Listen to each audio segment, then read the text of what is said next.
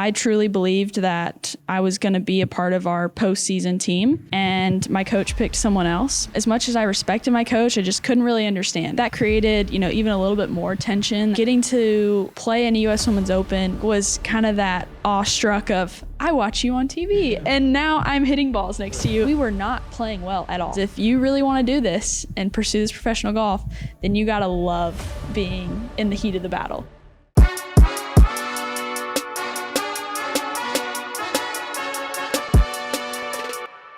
Welcome to the Winners Club podcast. I'm your host, Bryce Wilson, and today I'm here with D1 golfer Lauren Miller.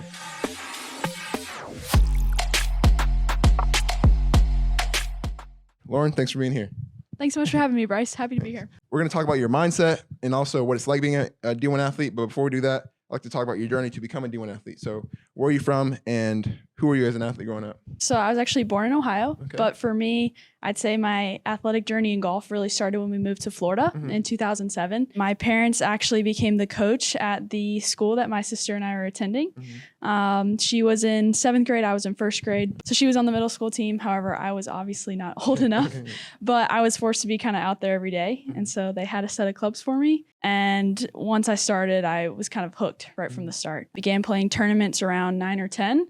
And then I'd say around ages 12, 13 was kind of when college recruiting actually started. I took my first college visit in the 8th grade. Oh, wow. And so they have changed the rules since then. So they've delayed that process a little bit. But yeah, kind of from then on out was trying to figure out what was going to be the best place for me to continue my golf journey as well as academically. In high school, you were ranked 3rd in Florida, I think.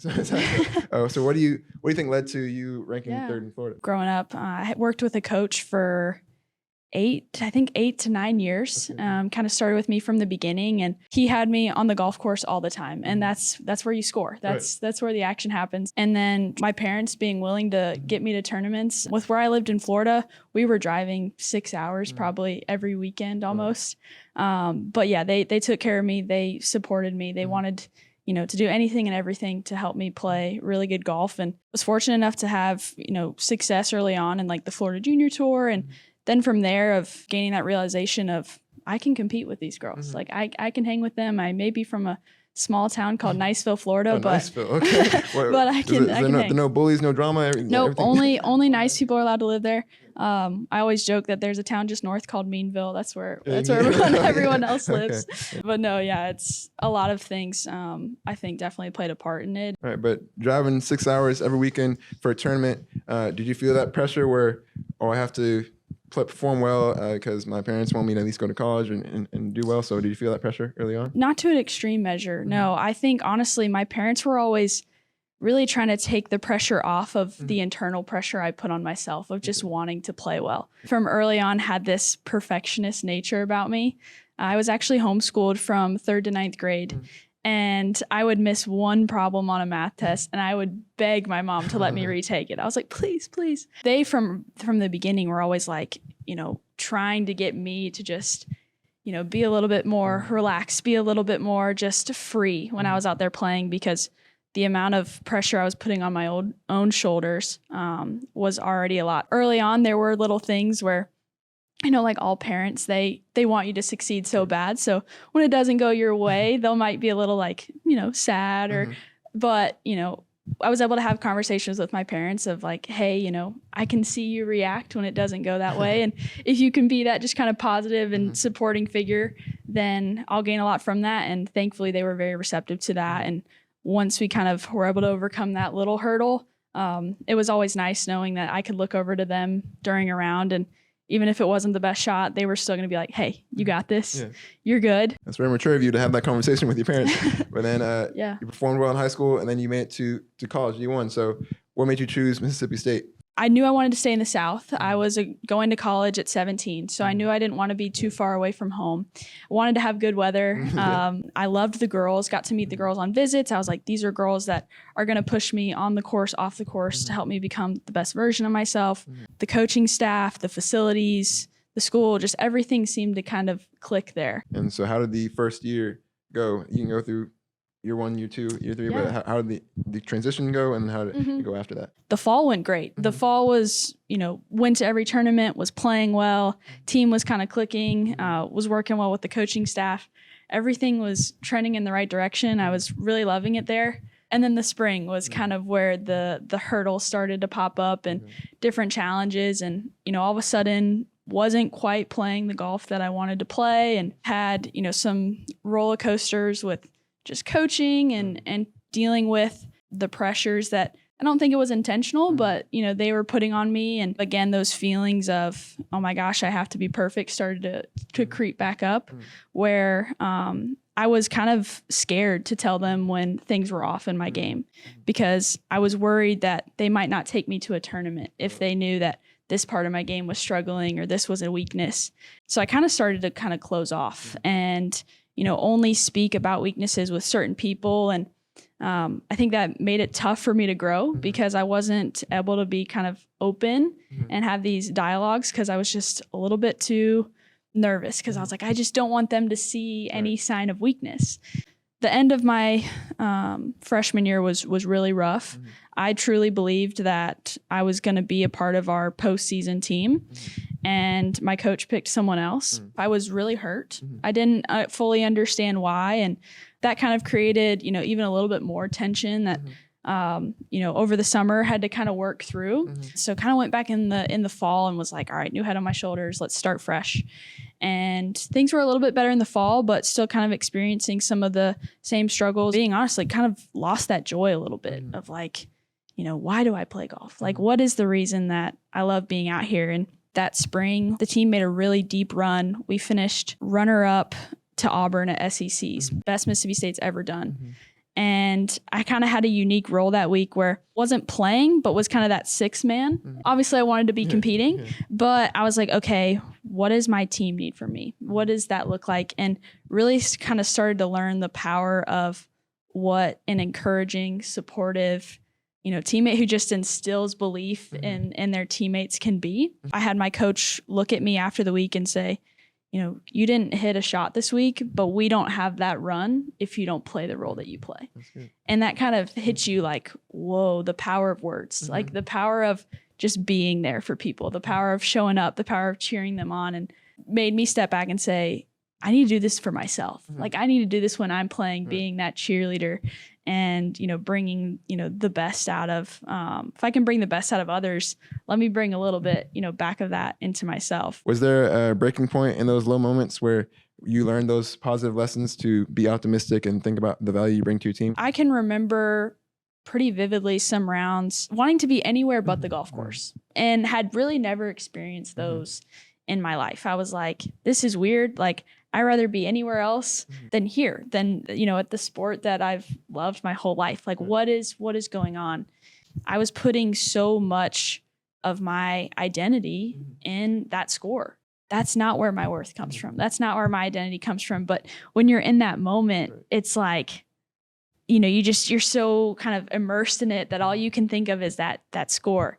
And so was kind of taking a step back and saying, what am I really all about? What are the things that matter to me? What is most important? And, what is ultimately my biggest goal at the end of the day? And I was like, it's not about shooting a number. I was like, I'm called to make a difference. Like, I'm just called to try to be a light in this world and support and love people in the best way that I can. Whether I hit the best shot of my life, the worst shot of my life, I can still be, a positive influence on those around me. What do you do now when you feel like you're struggling? Do you speak to friends and family, or you speak to your life coach? I'd kind of taken this role with friendships of, always saying, I want to be there for you. I want to be there for you. And people would come to me, but then I didn't want to be a burden. So then I would never, dump back on people. And so it was just building up inside, because on the surface, everyone thought I looked okay. They're like, oh yeah, she seems fine. But internally I was, beating myself down and not, sharing these positive things. And so beginning to like open up to people and really share,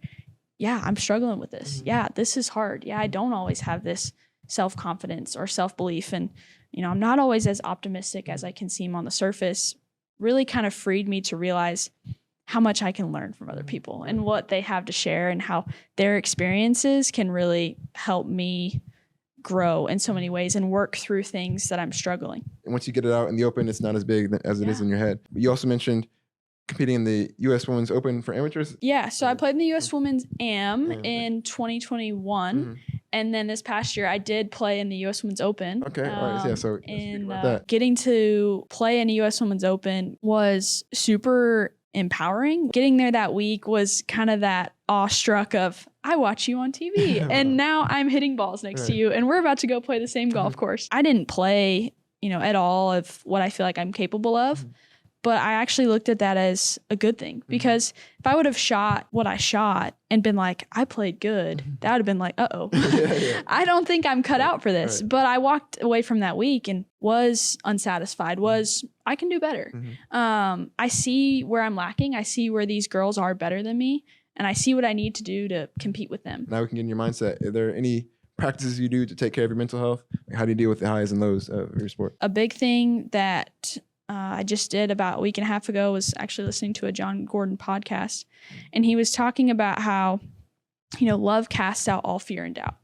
It kind of really stuck with me of, man, I love this sport. And when I just get up there and love this moment and love, even when it's 40 degrees out and 20-mile-an-hour winds and the conditions are brutal, like my face lights up, I have that smile on my face, and there's just a sense of like peace and calm. How do you get into that mind frame? Like, do you have a failure practice? Really just being objective. Like, I don't have to look at this horrible shot I just hit and be like, wow, that was awesome. But just being like, that did not go well, but so what, now what? Like, it's done. I can't do anything about it. Why did that happen? Was it, poor club choice? Was it poor decision making? And then saying, okay, now that we know that, now we're more equipped to hit this next shot a little bit better. View failure as feedback. You just learn a lesson from failure and you move forward. Don't just take it and let it destroy you. But I have to ask, as a golfer, have you ever had a hole-in-one? I don't really know how, but I actually have 7. Oh, wow.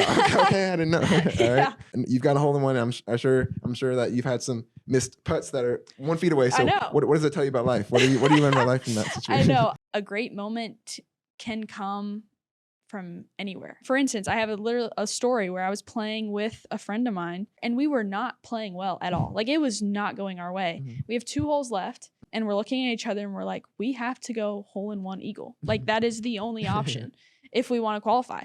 And so we're literally sitting there, we're talking about it. We're like, we have to make a hole-in-one, I step up there and I make a hole-in-one. Wow, and it's like, what are the, great, so just this idea of, again, like that positive mindset, speaking something into existence, because you never know when you might make a hole-in-one. Right. You mentioned a couple of times, you said speaking to existence, affirmations.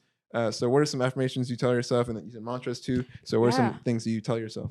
I am good enough. I am disciplined. And then also just going through those things of, I am more than just a golfer. Like, for me, my faith is something that's super important to me. And so, going in and saying like, I am ultimately, the daughter of a king, and then saying I'm a daughter, I'm a friend, I'm a teammate, I'm, a classmate. Like, there's so much more to me than just this golf piece. And when you're in that space, it's, those doubts aren't allowed to creep in, because you're just focusing on, all of the good things. And when I do that, then, I definitely find myself in a much better place. How do you infuse your enthusiasm into the game? Like, some people might say golf is boring. I didn't say that. Or just it's okay, slower. It's how do you infuse your fun loving and enthusiasm into the sport of golf when you're playing? Yeah. I love that question. I think for me, it's through the little things. It's through when the people I'm playing with hit a great shot, make a great putt, looking at them and being like, great, great putt, like, yes, like we have, competitors, but we're really competing against the course and ourselves. And so it's like, her good doesn't take away from, my good. And so just being like acknowledging of that and being like, yeah, this game is really hard and you just hit a great golf shot. So like, good for you. So if enthusiasm and encouragement is your strength, what would you say is like your mental weakness or a base area for mental improvement? As much as I give off this encouraging and enthusiastic and just positive approach to those around me and to my teammates, being better about feeding that actually to myself. In my yardage book, for instance, I have trust, belief, and commit written down very clear.